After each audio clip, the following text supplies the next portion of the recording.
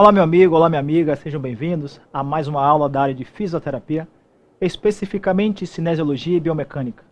E o nosso encontro hoje será sobre a articulação do quadril. E para começarmos, uma questão de forma que vocês possam raciocinar e ao final iremos discutir assertiva por assertiva. A articulação do quadril é a junção do osso ilíaco com o osso fêmur. O ilíaco é a junção de três ossos durante o período de formação do indivíduo, no período gestacional. É a junção do ilho com o isquio com o púbis. Vejam que a inserção da cabeça do fêmur no ilíaco, na fossa chamada de acetábulo, é a junção desses três ossos. Isso na face externa. Na face interna do ilíaco, nós temos a face auricular, que irá se articular com o sacro. A junção de um sacro com dois ilíacos vai formar o que nós chamamos de cintura pélvica, que vai ligar a região lombar a esta cintura e, consequentemente, aos dois ossos do fêmur nas duas coxas, nas duas articulações do quadril. É importante salientar que existem acidentes ósseos ideais para palpação e que servem também de inserção de músculos nessa região do ilíaco, como as espinhas ilíacas. As duas da frente, a espinha ilíaca anterosuperior e a anteroinferior, e a espinha ilíaca posterosuperior e a posterior-inferior. É possível observar também, entre o púbis e o isquio, o forame obturatório, área também muito importante, que é a passagem de vasos e de músculos. O fêmur é um osso longo, ou seja, tem uma diáfise e duas epífises. A epífise proximal será a área onde iremos deter maior detalhes, justamente por fazer parte, junto com o ilíaco, da articulação do quadril. Esse fêmur, ele possui um corpo, como dissemos, a diáfise.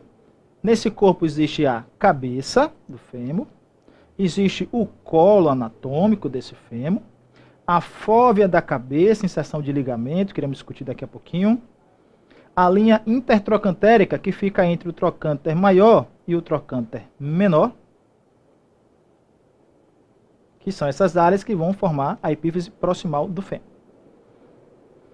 Ela é considerada a raiz apendicular, ou seja, a articulação proximal dos membros inferiores. É responsável por suportar peso, locomoção, esse peso da coluna e da cintura pélvica e locomoção durante a marcha. Tem menor amplitude que a articulação glenomeral, que também é a articulação do tipo esferoide, com 3 graus de movimento, de liberdade de movimento. Flexo-extensão, adução e abdução e rotação interna e externa. Porém, é mais estável do que essa articulação glenomeral. Ligamentos são estruturas que vão promover uma integridade da articulação, sendo que esses ligamentos na região do quadril são os seguintes. Existe o ligamento redondo, que tem pouca função mecânica, mas importante porque direciona vasos para essa região, responsável por nutrir a cabeça do fêmur. Então, esse ligamento redondo está aqui na parte interna da fossa acetabular e aqui na região da fóvea da cabeça do fêmur. Os ligamentos iliofemoral, como o próprio nome diz, vai do ilho até o fêmur, mais posteriormente.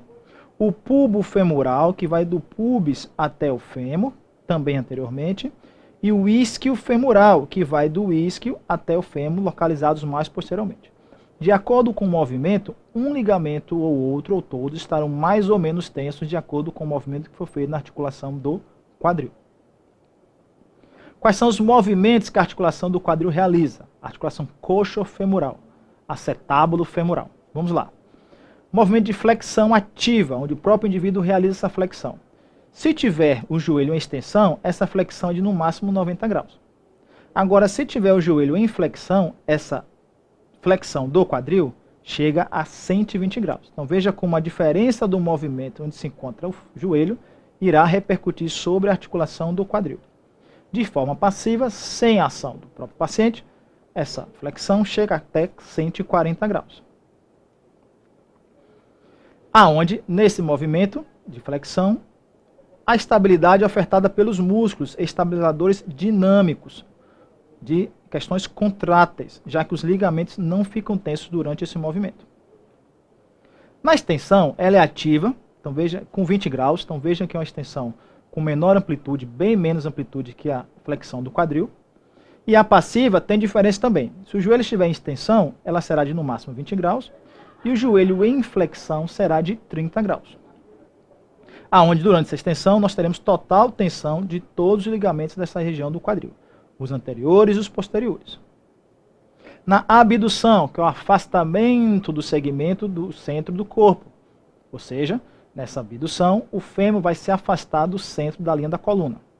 Se ela for ativa, bilateral no indivíduo destreinado, ela será de 90 graus, 45 para cada lado. O indivíduo com treinamento alcançará, vejam, uma amplitude muito maior, de 120 graus. A abdução passiva, veja que com treinamento, uma grande flexibilidade chega até quase 180 graus de amplitude de movimento. Aqui nós observamos na abdução, tensão nos ligamentos que vão do isquio ao fêmur, que é o isquio femoral, e do pubis ao fêmur, que é o pubo femoral. Já na adução, que é a aproximação do osso, que faz parte da articulação do centro do corpo, da linha da coluna, existem dois tipos. Existe a relativa, que é o retorno de uma abdução, porque a gravidade assim o faz, quando em ortostase, mas existe a efetiva, que é combinada com flexão, seja quando é feito para a frente do corpo ou para trás, no caso da extensão, que vai ter uma amplitude aproximada de 30 graus de movimento. Existe, durante essa adução, uma tensão do ilho femoral, sendo que nós vimos que na abdução tinha uma tensão no pubo femoral e no isquio femoral. Os movimentos de rotação, quando avaliados em decúbito ventral, com a parte do corpo da frente em contato com a maca. A rotação interna é de 30 a 40 graus e a externa de 60 graus. Então veja que a rotação externa tem muito mais amplitude que a interna. É possível observar que na rotação interna existe tensão no ilho femoral e na rotação externa existe tensões no isquio femoral e no ligamento pubo femoral. Importante salientar que a articulação do quadril, junto com a região lombar e a cintura pélvica, é responsável pelo chamado ritmo lombopélvico, o qual ocorrerá quando o movimento dessa região lombosacra se der junto com a região do quadril de forma harmônica. Podemos analisar este aspecto nessas três figuras, onde na figura A existe um movimento da região lombar de forma adequada, assim como um movimento adequado da região do quadril. Já na figura B, a paciente tem um bom movimento da região lombar, porém uma hipomobilidade da região do quadril. E na letra C, nós temos um bom movimento do quadril, porém, infelizmente, um déficit de mobilidade da região lombar. Outro conceito importante em relação à articulação do quadril à cintura pélvica é o de anteversão e o conceito de retroversão. Anteversão ocorre quando a inclinação pélvica é anterior com a extensão da coluna lombar. E a retroversão ocorre quando existe uma inclinação pélvica posterior com uma flexão da região lombar. Esses movimentos de anteversão e retroversão pélvicas são diferentes dos movimentos de nutação e contranutação. Nutação é o movimento onde tem uma inclinação sacral anterior, com promontório para a frente e cóccix para trás, e uma inclinação ilíaca posterior, aonde as espinhas ilíacas anteroposterior e anteroinferior são aproximadas da linha medial do corpo. Já a contranutação, o movimento contrário. A inclinação sacral é posterior, promontório para trás e cóccix para frente, e a inclinação da pelve é anterior, onde as espinhas ilíacas se afastam da linha média do corpo. Os músculos que realizam o movimento da região do quadril são os seguintes.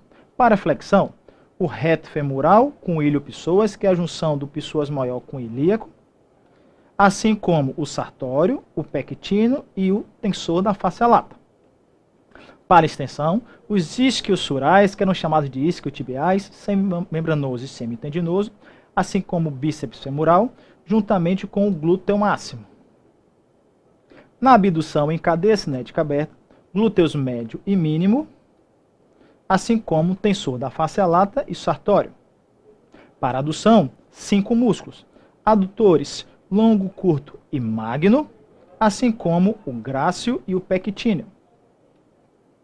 Na rotação interna, glúteo mínimo e glúteo médio nas suas fibras anteriores, e na rotação externa, o piriforme, assim como os obturadores interno e externo e o gêmeo superior e inferior, assim como as fibras posteriores do glúteo médio.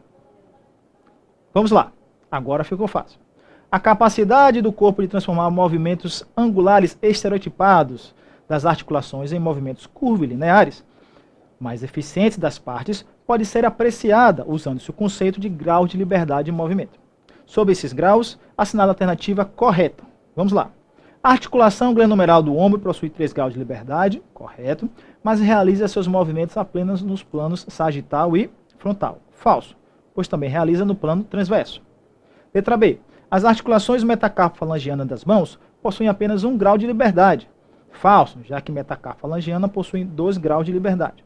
Na letra C, a articulação do cotovelo é do tipo dobradiço ou gínglimo, ok, e possui 2 graus de movimento, sendo eles flexo-extensão e pronossupinação, falso, quem faz pronossupina é antebraço.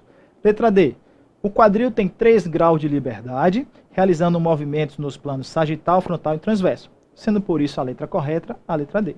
A letra E é falsa, porque o movimento de circundação ocorre em articulações não somente com 1 grau, mas com 2 graus de liberdade. Em relação à instabilidade no balanço lateral do quadril, pode ser tratado com fortalecimento. Lembremos que os músculos em cadeia cinética aberta que abduzem o quadril são glúteo médio e mínimo e que estendem ao máximo. Em cadeia cinética fechada, eles estabilizam a região da cintura pélvica. Consequentemente, deve-se fortalecer a musculatura glútea para estabilizar o balanço lateral do quadril durante a marcha, durante o ato de caminhar. Mais uma questão. O sinal de Trendelenburg é consequência da fraqueza dos abdutores do quadril, como dissemos, glúteo médio e glúteo mínimo, aonde ocorrerá uma inclinação lateral para o lado oposto ao músculo que está enfraquecido, sendo por isso correta a letra C. E mais uma questão para nós treinarmos, aonde ele discorre sobre algumas informações em relação ao quadril, e ao considerar essas informações, pede para assinalar a alternativa correta, aonde teremos como alternativa correta a letra A, quando o quadril é importante componente do sistema locomotor, pois é responsável por transmitir grandes forças entre o tronco, na região lombar, e o solo, se utilizando para isso da região da cintura pélvica.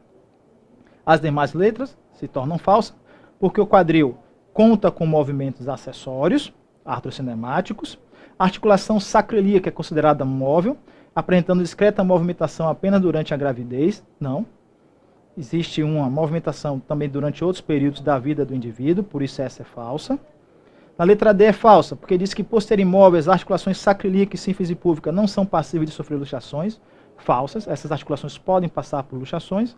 E a letra E é falsa, porque diz que durante o movimento de extensão da coxa, atuam como agonistas os glúteos máximo, bíceps femoral, semitendino, semimembranoso e quadrado lombar. Sendo que na extensão da coxa, o quadrado lombar não participa desse movimento.